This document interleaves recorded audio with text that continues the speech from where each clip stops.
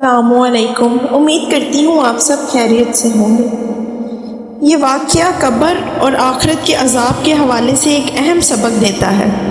نبی کریم صلی اللہ علیہ وآلہ وسلم کے فرامین اور صحابہ کرام رضی اللہ تعالیٰ عنہ کے تجربات سے ہمیں یہ بات واضح طور پر معلوم ہوتی ہے کہ موت کے بعد کا مرحلہ بہت سخت ہے، خاص طور پر قبر کی زندگی۔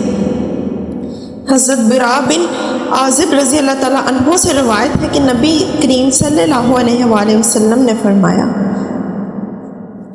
جب کسی مومن کو قبر میں رکھا جاتا ہے تو دو فرشتے آتے ہیں اور اسے بٹھا کر سوال کرتے ہیں، تیرا رب کون ہے؟ تیرا دین کیا ہے؟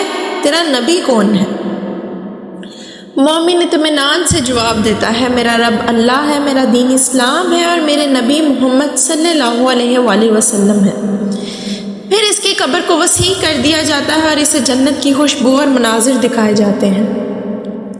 لیکن جب کسی منافق یا کافر کو دفن کیا جاتا ہے تو یہی سوالات اس سے بھی کیے جاتے ہیں، لیکن وہ جواب نہیں دے پاتا۔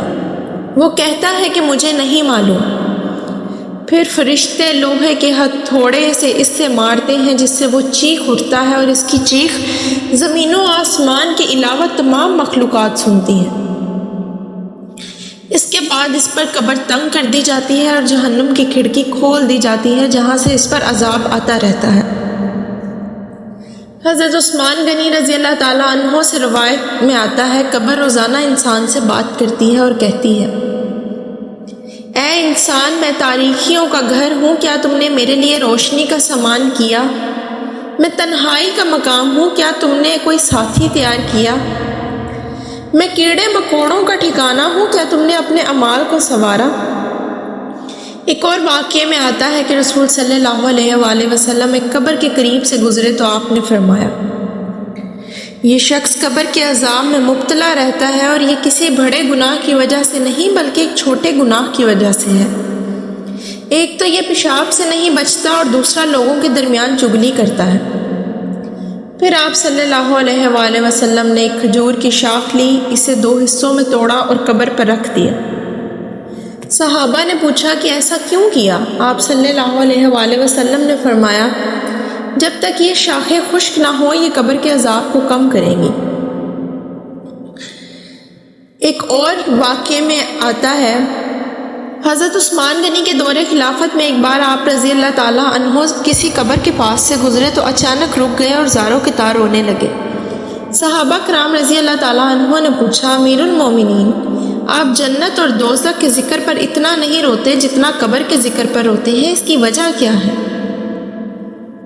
حضرت عثمان رضی اللہ تعالیٰ عنہ نے فرمایا، میں نے رسول صلی اللہ علیہ وآلہ وسلم سے سنا ہے کہ قبر آخرت کی پہلی منزل ہے۔ اگر کوئی شخص اس میں کامیاب ہو گیا تو آگے کے مراحل آسان ہو جائیں گے، لیکن اگر یہاں ناکام ہوا تو آگے کے مراحل مزید سخت ہوں گے۔ یہ واقعہ ہمیں یاد دلاتا ہے کہ دنیاوی زندگی کے اعمال کا براہ راست اثر ہماری آخرت پر ہوگا۔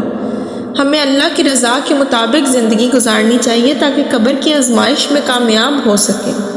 حضرت عمر بن عبدالعزیز کے دور خلافت میں ایک حیرت انگیز اور عبرتناک واقعہ پیش آیا۔ کہا جاتا ہے کہ ایک قبر کھود دی جا رہی تھی تاکہ کسی فوت شدہ شخص کو دفن کیا جائے، لیکن قبر کھودنے والوں کو اندر سے ایک لاش ملی جو جلی ہوئی تھی اور اس کے جسم سے بدبو آ رہی تھی۔ یہ دیکھ کر وہ فوراً حضرت عمر بن عبدالعزیز رحمۃ اللہ کے پاس پہنچے اور واقعہ سنایا۔